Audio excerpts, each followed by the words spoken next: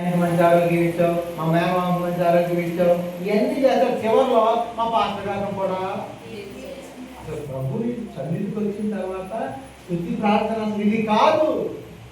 దేవానికి స్తోత్రం, నన్ను నీ సన్నిధిలో నిలబెట్టే స్తోత్రం, నీ తేజో మహిమ ఈ మందిరంలో నింపవు స్తోత్రం, ఆ తేజస్సులో నేను వెలిగే భాగ్యాన్ని ఇచ్చావు స్తోత్రం, నీ మందిరాన్ని సన్మానించే భాగ్యాన్ని నాకు ఇచ్చావు స్తోత్రం, నీ మందిరం ద్వారా నేను నా కుటుంబం ఎల్లప్పుడూ నీ సన్నిధిలో సంతోషం అనుభవించే భాగ్యం నాకు ఇచ్చారు, నీకు స్తోత్రం. ప్రభుని ఎంతగా స్తుతిస్తారో మీరు అంతగా అభివృద్ధి పొందుతారు. దేవుడికి స్తోత్రించండి. ప్రభు నామాన్ని ఎంత మహిమపరుస్తారో అంతగా దేవుడిచ్చే ఆశీర్వాదాన్ని పొందుకుంటాడు. మరొక మాట మనం చదువుతాం. రాజుల గ్రంథం, రాజులు మొదటి గ్రంథం 8వ అధ్యాయం 42వ వచనం. సమయాన్ని బట్టి మనం వెళ్దాం. రాజులు మొదటి గ్రంథం 8వ అధ్యాయం. నీ ఘనమైన నామమును గురించి, నీ బాహుబలమును గురించి, నీవు చాపిన బాహు ప్రసిద్ధిని గూర్చి ఉండు.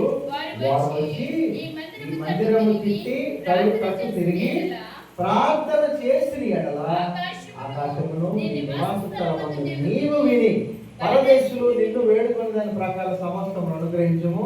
అప్పుడు లోకములోని జనులందరూ నీ నామమును ఎరిగి ఇశ్రాయేలీయులకు నీ జనులు అనే నీ యందు భయభక్తులు కలిగి నేను కట్టించిన ఈ మందిరమునకు నీ పేరు పెట్టబడినదని తెలుసుకుందరు అన్నాడు. దేవునికి స్తోత్రం. ఇక్కడ ఈ మాట నేను వివరించట్లేదు కానీ ఊరికే పై చెప్తున్నాను. ఇక్కడ దేవుని యొక్క ఘనమైన నామం, దేవుని యొక్క బాహుబలము, దేవుని యొక్క ప్రసిద్ధి ఎలా ప్రాచుర్యము చెందాలి అంటే బయట వారు ఎలాగ తెలుసుకోవాలంటే మందిరంకి వచ్చే వాళ్ళ జీవితాలు బాగుపడినప్పుడే వాళ్ళు తెలుసుకుంటారు. అవునా కదండి? మందిరానికి వస్తూ ఉన్నప్పుడు మందిరంలో మన యొక్క స్థితిని ఎదుటి వారు ఖచ్చితంగా చూస్తారు.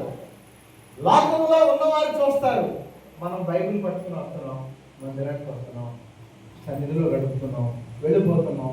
బయటికి వెళ్ళిన తర్వాత వెళ్ళేటప్పుడు వచ్చేటప్పుడు ఖచ్చితంగా మనల్ని గమనిస్తారు. అంటే గమనించడం అంటే ఎలాగ ఇక్కడ ఒక మాట మనం ఆలోచన చేసుకుంటే కొన్నిసార్లు బయట పరిస్థితుల్లో ఏదైనా ఒక సందర్భం లేకపోతే వారికి మనకి ఏదైనా ఒక చిన్న గొడవ వచ్చినప్పుడు మనం ఖచ్చితంగా దేవుని పిల్లలమైతే మన చేతిలో బైబిల్ ఉంటుంది. దేవుని యొక్క నామాన్ని బట్టి మనం మాట్లాడుకుంటాము. మన క్రియ, మన నడవడిక ఎదుటివాడు ఖచ్చితంగా గుర్తించి వెంటనే ఏ మాత్రం చిన్న పొరపాటు దొరికినా, చిన్న మాట దొల్లినా వాడు పలికే మాట ఏంటో తెలుసా?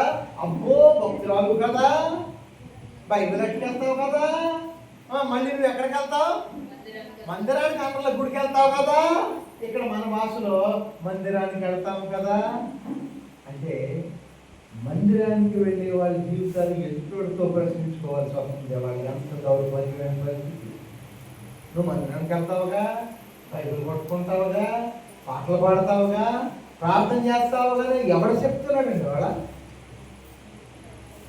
నిన్ను చూసి, నీ నడవడిక చూసి, నీ క్రియను చూసి ఎదుటివాడు ప్రశ్నించే స్థితిలో ఒకవేళ నీవు ఉన్నావేమో. దేవుని యొక్క తేజస్సుతో నింపబడిన నీవు ఎలా ఉండాలి జాగ్రత్తగా మసులుకోవాలి మన మందిరంలో. ఆ మాట కాదు ఎదుటివాడు మన గురించి మాట్లాడేది. అబ్బా నిజమైన భక్తులుగా వాడు చూస్తే చేతులు పెట్టి నమస్కారం చేస్తారు. వాళ్ళు చూడండి, ప్రార్థన చేస్తారు. వాళ్ళు ఎంత వివేకం ఉంటారు, ఎంత వివేకం ఉంటారు, ఎంత నెమ్మదిగా ఉంటారు అని మన గురించి సాక్ష్యం ఇచ్చేటటువంటి స్థితిలో దేవుని యొక్క తేజస్సుతో నింపబడిన వారి జీవితాలు ఉంటాయి. దేవుని మన స్థితి వాళ్ళు ఎలా ఉంది ఇక్కడ చెప్తున్నాడు. ఎవరైతే ఆ మందిరము తిట్టి తట్టు తిరిగి ప్రార్థన చేస్తే దేవుడు ఆకాశమందుండి దానిని విని పరదేశంలో నిన్ను వేడుకుని దాని ప్రకారం లోపల ఉన్న సమస్త జనులు అందరూ కూడా నీ నామములు ఎరిగి నీ యందు భయభక్తులు కలిగి నీ మందిరముల గురించి ఆ మందిరానికి పేరు పెట్టబడింది, ఆ మందిరం దీవించబడింది, ఆ మందిరం ద్వారా ప్రజలు ఆశీర్వదించబడుతున్నారు, ఆ మందిరం ద్వారా, ఆ కాపరి ద్వారా, వారి ప్రార్థన ద్వారా, వారి యొక్క విజ్ఞాపన ద్వారా ఆ ప్రదేశము ఆశీర్వదించబడుతుందని చెప్పగలిగిన స్థితిలో ఈనాడు మన జీవితాలు ప్రభు వైపు ఉండాలి. దేవునికి మహిమ కలుగుగాక. అందుకే భక్తుడు అంటాడు, నేను చివరి మాటలు ప్రార్థన చేస్తాను. భక్తుడు అంటాడు, కీర్తన 5వ కీర్తన 7వ వచనంలో అంటాడు, నేనైతే వేరేవాడు కూడా నాకు అనవసరం, ఎవరు ఎలా పోయినా నాకు అనవసరం, ఎవరు ఏ స్థితిలో ఉన్నా నాకు అనవసరం. దేవుడు నాకు ఇచ్చిన కృపను బట్టి, దేవుడు నాకు ఇచ్చిన ఆశీర్వాదాన్ని బట్టి, దేవుడు నాకు ఇచ్చిన ధన్యతను బట్టి నేనైతే నీ కృపాతిశయమును బట్టి నీ మందిరములో ప్రవేశించదను. నీ ఎడల భయభక్తులు కలిగి నీ పరిశుద్ధాలయము దిక్కు చూసి ఎల్లప్పుడూ నమస్కరించడం, సన్మానించడం అంటే ఇదే. గౌరవించడం అంటే ఇదే. ప్రేమించడం అంటే ఇదే. మనం ఇక్కడ చెప్పుకుంటూ వెళ్తే ఈ మందిరం యొక్క విశిష్టతలు చాలా ఉన్నాయి. కానీ ఈ మాట, దేవా నేనైతే మందిరం నిర్మించబడింది, సంఘం అయితే చాలా అన్న ఇక్కడ సంఘం స్థాపించబడి 5 సంవత్సరాలు 75 years, దాదాపు 75 సంవత్సరాలు మేము ఒకలా అంటే అన్న వాళ్ళ సీనియర్స్ కానివ్వండి. అంటే మీరు స్టార్ట్ చేసేది సుమారుగా 33 సంవత్సరాలు. ఇందాక నా గురించి చెప్తూ తప్పుడు మంచి బాగా పాటలు పాడతారు, చక్కగా పరిచయాలు వాడబడుతున్నాయని చెప్తూ ఉన్నాడు. అసలు మేము పాట అంటే ఏంటో తెలియని రోజుల్లోనే అన్ని వాళ్ళు పాటలు చేసి చక్కగా ప్రభు కొరకు వాడబడేవారు. అన్ని వాళ్ళు మేము చిన్నతలు అట్లోనైనా వాటిలోనైనా పరిచర్యలోనైనా. అంటే అటువంటి గొప్ప దీవించబడిన దైవజనుడు, లేకపోతే దేవునిలో ఆశీర్వాదాన్ని పొందుకున్నటువంటి దైవజనుడు, దేవుని యొక్క తేజస్సుతో నింపబడిన దైవజనుడి నాడు ఈ ప్రాంతంలో పరిచర్య జరిగిస్తూ ఏం చెప్తున్నాడంటే, ఆయన బట్టి ప్రభు మనల్ని ఈనాడు పురుకొల్పబడే మాట ఏంటంటే, దేవా నేనైతే నీ మందిరములో నీ కృపాతిశయాన్ని బట్టి నీ మందిరంలోనికి ప్రవేశిస్తాను. ఆ తర్వాత ఆ మాట చెప్పండి. భయభక్తులు కలిగి నీ పరిశుద్ధాలయము చూసి నమస్కరిస్తానంటున్నాడు. దేవునికి స్తోత్రం. అది చాలు. ఇవాళ మన జీవితానికి అంతకన్నా ఎక్కువ ఏం అవసరం లేదు. మనమే నేనే అంటే ఎవరికి వాళ్ళు నేనైతే దేవా, వేరే వాళ్ళు కూడా నాకు అనవసరం అని కాదు. దీని యొక్క అర్థం వాళ్ళు కావాలి, అందరూ రక్షించబడాలి, అందరూ దీవించబడాలి, అందరూ ప్రభు కొరకు వెలిగించబడాలి, అందరూ ప్రభు కొరకు సాక్షులుగా నిలబడాలి. ఒకనొక దినాన ప్రభు వచ్చే సమయానికి మనం అందరూ ఎక్కడ ఉండాలి? చెప్తున్నాను, కొంచెం గట్టిగా చెప్పండి. ఎక్కడ ఉండాలి? పరలోక రాజ్యంలో ఉండాలి. ఒక దైవజనుడు ఒక రోజు ఎవరో ఒక మామూలు అన్నాడు, ఒక వ్యక్తి అన్నాడు, ఇప్పుడు యేసు ప్రభు వస్తే ఎంతమంది ఆయనతో ఇద్దరు దమ్మనోడు చేయొద్దండి అన్నాడు.